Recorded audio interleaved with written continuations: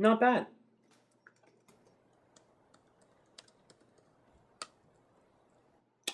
Well, let's just say that price isn't exactly covered with a professor's salary. But the show must go on. So, in that regard, my name is Professor Larry Freed, and welcome back to yet another installment of The Greats.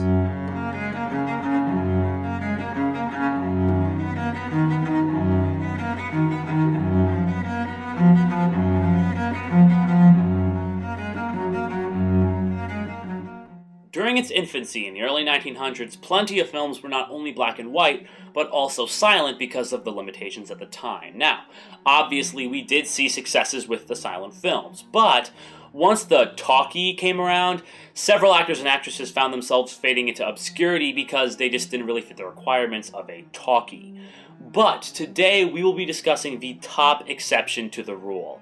This name has stood the test of time for years and years and years. Today we will be discussing the life and times of Mr. Charlie Chaplin. Born on this day in 1889, Chaplin had an incredibly harsh childhood, with a mental patient for a mother and an alcoholic for a father.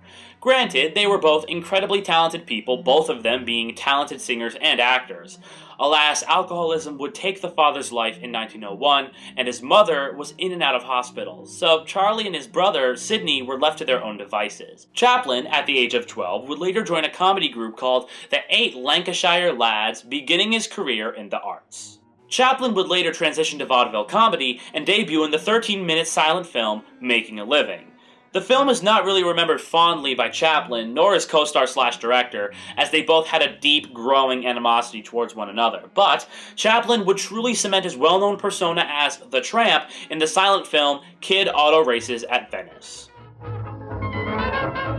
When creating the character, Chaplin wanted, quote, everything to be a contradiction, and indeed it was. The Tramp was really one of the first characters of its time. It was one of the first mainstay characters in the silent film era, and honestly, it was kind of one of the first ever character archetypes. It's the bumbling goofball with the heart of gold, who sees himself getting into plenty of sticky situations, but always ends up finding some way out. It's a character archetype that has been done to death nowadays, and arguably, Chaplin was one of the first who solidified its potential. Chaplin was very careful about the character's persona. It never really had a true name in any of the films, it never really spoke, and he made sure that his character was truly saying something, despite saying nothing at all. Chaplin would, of course, later retire the character in his film Modern Times, which is essentially talking about all of the troubles America went through during the Great Depression.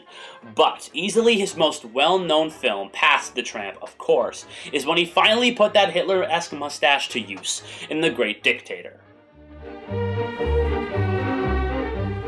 The Great Dictator began a new era in Chaplin's filmmaking career. He was now officially in the talkie business, as this was his first full-length talking motion picture. This was also the first film in which he moved forward in expressing his personal and, albeit political, beliefs. The Great Dictator is clearly a satire of the Nazi regime during World War II, as well as Hitler himself. The film is meant to show and expose the, quote, machine men with machine minds and machine hearts. However, Chaplin admitted later that if he really knew what the Nazis did behind the camera, so to speak, he would never have made the film. The film started production 6 days after Britain declared war on Germany, so nobody really knew of the concentration camps at the time, so it's understandable. Fun fact, by the way, The Great Dictator's music, despite the fact that Charlie Chaplin did score plenty of his own films, is actually scored by Meredith Willson. If that name kinda rings a bell for you, you probably recognize him from this.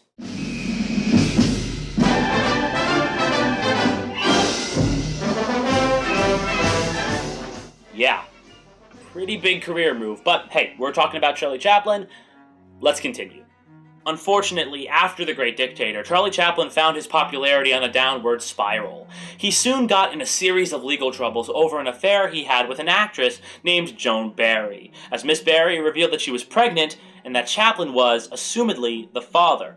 Despite test results proving him otherwise, the judge still forced him to pay child support. He was declared the father, and Chaplin's image became greatly tarnished. He later went to London for the premiere of his film Monsieur Verdeau, but after communist allegations against him, he never ended up returning to the United States due to his re-entry permit being revoked over his said beliefs. Chaplin decided to stay in Europe and continue his filmmaking career, and would continue to be a controversial figure throughout most of his life. But he ended up coming back to the US to receive an honorary award from the Academy, which was almost as if it was trying to, quote, make amends.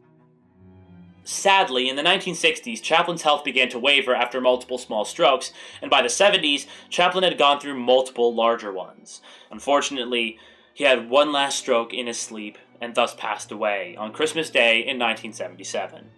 As somebody whose goal in life, whose dream actually, is to score and direct the same film of my own, Charlie Chaplin is a huge idol for me.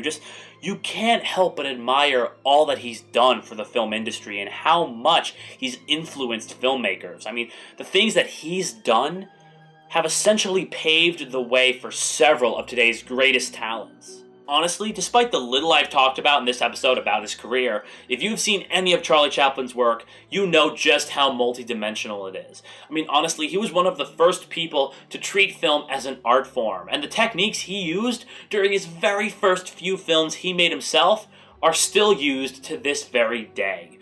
He has inspired multiple filmmakers, and hopefully will go on to inspire many more to come. And on that note, as always, I propose a toast. Here's to Mr. Chaplin, a man who never wasted a single day without laughter. Oh, and by the way, happy 125th. Until next time, my name is Professor Larry Freed, reminding you to always strive for greatness.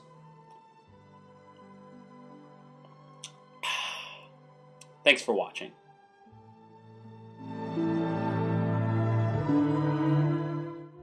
Hi everyone, this is Larry. I really hope you enjoyed that episode of The Greats. I am very fond of it because I am very fond of Mr. Chaplin himself. He was a brilliant filmmaker. He was a great auteur. I mean, he wrote, starred, directed, and composed a ton of his own films, and I admire that incredibly. So thank you, Mr. Chaplin, for all of the great laughs, and thank you for all of your hard work. This video is obviously dedicated to you.